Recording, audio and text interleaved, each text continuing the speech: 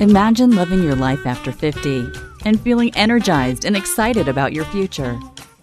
Welcome to the Women in the Middle podcast, the podcast for women who are ready to figure out what they want and create the life they deserve. Here's your host and master certified life coach, Susie Rosenstein. Hey there, welcome back to the podcast, Women in the Middle. I'm your host, Susie Rosenstein, your master certified coach and midlife mentor, and I'm so glad to be here with you again for this week's episode, which is about the question, who do you think you are in midlife? And what I'll be talking specifically about is the powerful effect of labeling yourself and others. Now, this has come up a lot lately with my clients, and that's always a sign that we should take a look at this a little bit more in the podcast. So that's what we're going to do. But first, this episode is sponsored by the Finally First Club, an online program and community for midlife women ages 50 and better who are stuck and feel like they're running out of time to reach their potential.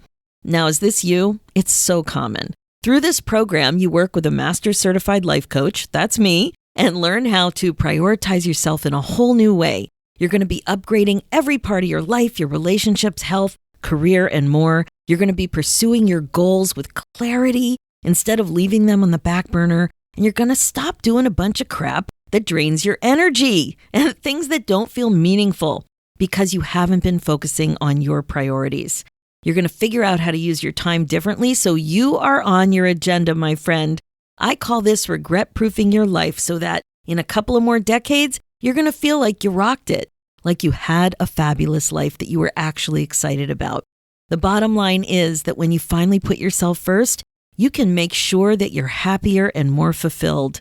And set yourself up to get excited about your life again. So if you're having a midlife crisis, or if you're spinning in a midlife funk, if you're feeling lost or purposeless, maybe drained, confused, maybe just unclear about your goals, or maybe you feel blah, then I think the Finally First Club will be a perfect fit. It's actually life-changing and upbeat, and it's for women just like you. You can make this your favorite one-stop shop for all of the midlife coaching, mindfulness, and guidance that you need. The thing is that you don't have to feel stuck and alone. So join us there and finally put yourself first. Get the support and community you've been looking for. Stop spinning around in confusion, my friend. It's a big, giant waste of time. You have more important things to do, and you know it, so you can become a first lady instead. Way better, way more fun. You can hang out with like-minded women and feel amazing about getting yourself unstuck. So head over to www.IamFinallyFirst.com and join us there. All right, today's topic is one that I'm sure you're familiar with in one way or another. It's about that question you might be asking yourself these days. Who do I think I am? In midlife, at this age. It's a common question to be asking yourself. Now in midlife, or even specifically in regard to the whole empty nest thing, it comes up a lot then too. But there's a twist.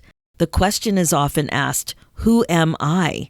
Like the age-old existential question, right along there with what's the meaning of life? What is my true nature, my essence? What is my identity? What is my greater purpose? How should I live my life? Now, those are great questions too, for sure. They're solid. But I want to take it from a slightly different perspective. Who do I think I am these days in midlife? Specifically, I want to look at the effect of labeling yourself and others. People typically become aware of this topic from a variety of different perspectives. Maybe the way you think about yourself, maybe the way you think about others, maybe labels that you've been using or are common in a professional context at work. A label is simply how you think about yourself up there in your brain. That's the type of label I'm thinking about in your mind. And this turns out to be a big deal. Here's why. You might think of yourself as a lazy person or a late person, for example, or my personal favorite, technology challenged. Perhaps your go-to personal label is that you're ugly, or that you're slow or not coordinated, or maybe that you're not good with numbers. You know what I mean? Labels tend to stick. They stick in your brain and become a thought that you think over and over and over, sometimes for decades. And eventually it becomes something that you just believe, like it's a part of you. It's hard to even see it as an optional way to think. Labels can go either way too. They can be positive or negative, but the ones that usually get in your way are the negative ones. So some examples of positive labels would be perhaps that you're organized or that you're a great leader. And a negative one might be that you struggle or that you're big boned. Lots of negative labels. We get comfortable with labels. We also use them to describe ourselves and other people. We don't just reserve labels for ourselves. You might have seen this with a teacher, an actor, or a friend, or somebody popular on TV, or your parents, even your kids. Things like this. She's difficult. She's moody. She thinks she's all that. She's full of herself. She's easily distracted. He's superficial. She's creative. He's talented. You see what I mean? There's all kinds of labels, positive and negative. I'm sure that as I'm bringing this up, you might even be thinking about what labels people had for you. And perhaps what labels you adopted for yourself. Either someone else's label for you or your label for yourself. So here's the gist. There is a theory behind labels. Labeling theory is basically about how your identity and behavior is influenced by the terms or the labels you use to describe or classify yourself. Now, as you know, a lot of times someone else's labels are what you end up thinking about, and that is the label that sticks. Now, the importance of being sensitive to labeling comes up all the time, like I said, regarding parenting and all kinds of relationships. But the thing is that these labels can stick and they can have a big effect. One way to think about it that's kind of funny is that it sticks like a sticky note. And one of my favorite all-time products, and boy, do I love sticky notes, it is the sticky note in all the colors and shapes. I love sticky notes. But that's kind of what happens with a label. It sticks like a sticky note. It sticks like a sticky note you can't get off very easily. If you buy a cheap sticky note, sometimes you can't get them off. A nice sticky note, then they come off easily. But anyway, that's the thing. Labels can be powerful and they can really stick. Now, I remember being in intro psych way back in 1981 in university and hearing about some research about the power of labels. You may have heard this too. A researcher named Robert Rosenthal did a study way back when with rats, where he actually labeled the rats either smart or dumb. It wasn't based on anything, though. It was just a random label on random lab rats. But what happened was that the people interacting with the rats had these expectations in mind, and it affected the rats' performance in a maze. Do you follow? So the smart rats had better performance than the dumb rats because of the way they were being interacted with the human. Now, the same thing was shown in all kinds of other research and other situations with teachers' expectations of students. And it's also been seen with sports, with coaches working with athletes, and even in the military. It's a great example of how powerful this type of thing is. Now, in these cases, somebody else, even an animal, was affected by the way that you're thinking and what you're saying to them based on a label. And when you label yourself, that thought affects your feelings and ultimately your behavior, as well as your outcomes. Your outcomes end up supporting or proving the way that you think, like a self-fulfilling prophecy. A label, whoever gives it to you, can eventually become a thought of your own. So think about it. Something happens or somebody says something to you about you, and you hear it. This label means something to the person who labeled you, and then you make the label mean something about you. So you interpret it yourself. And just like any circumstance in your life, it's the same sort of thing. Now, in thought work, we think about things that happen and things that are said and things that are done, like I said, like a circumstance. They are factual. But the most interesting thing about a circumstance like this is that it kind of ends up anchoring your thought. So they're related but different. Circumstances in and of themselves don't have an emotional component. They're just words or something that happens. They are neutral or factual. Like, they're black and white. There's no interpretation there. But then we interpret it. So by itself, it's just a word or a happening. But then we interpret it. So your brain interprets it, and then we have a thought or an opinion about it, whatever it is. And that thought is what creates your feelings now in the moment. So it's not the label that somebody gave you 35 years ago that's creating your feeling now. It's how you've interpreted it now in the moment that is creating the way you feel about it. So if that thing's stuck, you're interpreting it now and it's having an effect now. Like I said, even if it was ages ago. So if somebody told you that you were lazy when you were 10, the way you think about it now is what creates the way you feel now, and then the way you act now as a result. Lots of labels are originally from our childhood like this. As you can imagine, this whole labeling thing can become a big deal. But I wanted to talk to you about it in midlife. So the question is, why is this a big deal in midlife? Two main reasons. This is what I think. The first is that in midlife, you've been around for a while and you've developed a strong habit for thinking this way as a result. Now, I know everyone defines midlife differently, and that's okay. But in general, I like to think of it as a beautiful combination of age and stage of life. But generally speaking, it's in the 40 to 60-year-old chunk of life, or 45-ish to 65-ish. In both cases, it depends a lot on what's going on for you. And that could be anything from menopause to empty nest to career change at 50 plus to caring for your elderly parents to retirement planning. There's just so many things. But the thing is that labels are a big deal because at your age, midlife-ish age, you've probably been thinking thoughts about your labels for 30 or 40 years. Yes, 30 or 40 years. So if someone started to call you lazy when you were 12, that's a long time to think about yourself that way if that label was one of the labels that's stuck. Do you follow? Imagine if you were thinking something nice about yourself, or if a positive label stuck and that's what you've been thinking about for 30 or 40 years.